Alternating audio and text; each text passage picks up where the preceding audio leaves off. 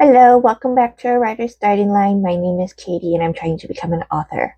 I am currently writing a bunch of short stories in which I want to share with you by reading aloud here at YouTube. I do have a blog site that they all have already been posted on. And this week's was posted on November 12th of 2025. So if you'd like to check that out, it is called a writer's starting line.blog. And this is called The Wells Restoration. It is my typical pick 5 random words and write a story about it. It's a very easy one for me to keep going back to when I need a little bit of inspiration and all my other writing prompts are just not doing it. This week the 5 words were legendary, gold, courage, well, crash. And there always seems to be that one word in that list of 5 that just, I'm like, how do I work this in? And it happened to be well this time.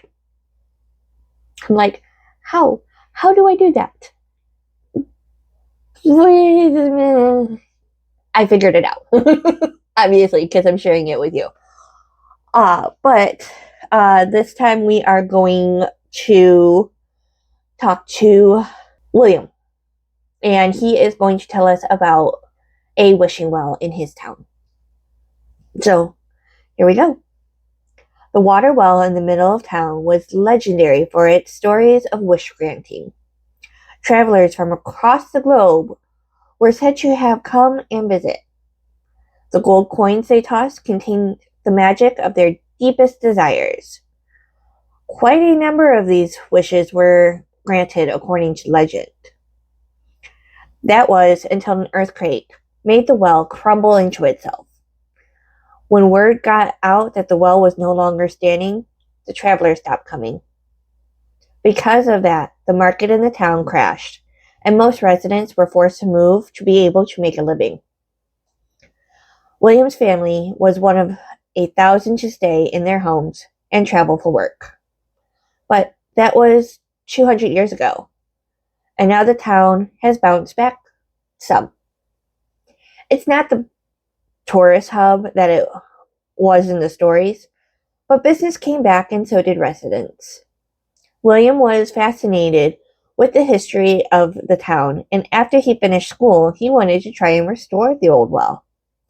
Even if it never provided water again, it would be a unique focal point that would make the town stand out. William had a full-time job already, so he wouldn't have much time for fundraising, but he was determined, no matter how long it took, to restore the well. William made a presentation of all the research he had done into the town's histories and its legends. At the next town hall, he presented his idea and his proposal for funds needed to complete the project. Unfortunately, the town would not have the income to provide support for this plan. But they did agree to allow him to raise the funds privately and restore the landmark himself. Though that meant fundraising would take longer than expected, he was determined to get it done as fast as possible. He started off as simple as he could think of. At the town fair, he set up a booth with photos of the town and the legends he had found. He set out a donation jar. He also set out a suggestion box for more fundraisers the community would like to see or volunteer for. This gave him an idea of who would help him as well. Over the next 5 years, with a lot of hard work and dedication from the community, William got enough money raised for demolition and materials. They would need to raise more to hire the bricklayer needed for the job, but he was confident they could get started while waiting for the next fundraiser. So, the next weekend he had off, he organized the demolition and cleanup of the site as well. By the end of the day on Sunday, the hole was revealed, the old material was on its way to being recycled, and there was temporary barricades up to warn off the danger of falling in. The next weekend, after a very successful Cream Your Teacher fundraiser at the school fair, William couldn't help but make his way back to the site of the well. He couldn't believe after all this time they were so close to making his dream a reality.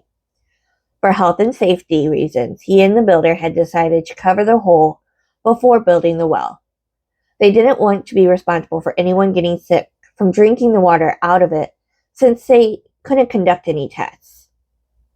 They also didn't want any children or animals leaning in too far and falling deep into the well. There was one nagging thought in the back of his mind, though. Travelers had been throwing gold coins in the well for years. Maybe there was a chance of the gold still being at the bottom of the well. Unfortunately, William did not have the courage or the skill set to even try to make it down to the bottom. And his research to determine the amount of funds needed, hiring someone was going to at least double the amount of money that was needed. So, all these years, he never brought it up to anyone.